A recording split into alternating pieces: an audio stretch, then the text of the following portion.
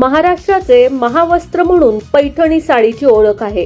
पैठणी साडीला ऐतिहासिक इतिहास लाभला आहे। महाराष्ट्रासह जगभरात सगळीकडे पैठणी साडी प्रसिद्ध आहे।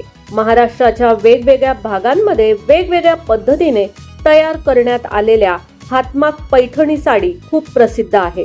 पैठणी साडी नेसल्यानंतर लुक सुंदर दिसतो।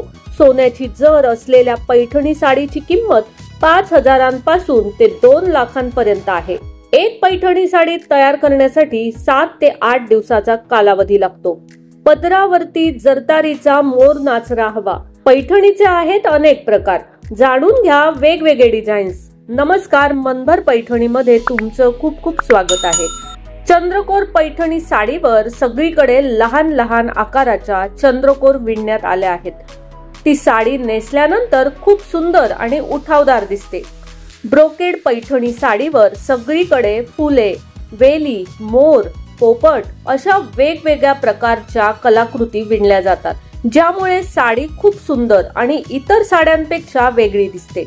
पैठणी साडीमध्ये कांजीवरम सिल्क साडी सुद्धा हातमागावर विणली जाते।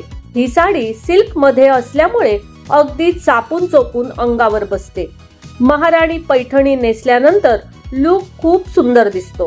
पैठणी साडी तुम्ही सणासुदीच्या दिवसांमध्ये, लग्न समारंभात किंवा इतर कोणत्याही कार्यक्रमात नेसू शकता।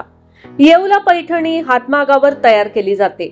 पैठणीवरील कारागिरीमुळे रेशीम, सोनेरी आणि चंदेरी जरीमुळे संपूर्ण महाराष्ट्रामध्ये येवला पैठणी खूप प्रसिद्ध आहे।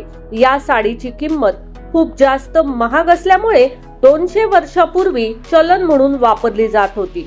तर मग मंडळी, आजच्या व्हिडिओमधील पैठणी साडीचे वेगवेगळे डिझाईन्स तुम्हाला कसे वाटले ते कमेंट्स करून नक्की सांगा। व्हिडिओ आवडला असेल तर नक्कीच व्हिडिओला लाईक करा, जास्तीत जास्त शेअर करून कमेंट्स देखील करा आणि हो, मनभर पैठणी या YouTube चॅनेलला सबस्क्राइब करायला अजिबात विसरू नका। धन्यवाद।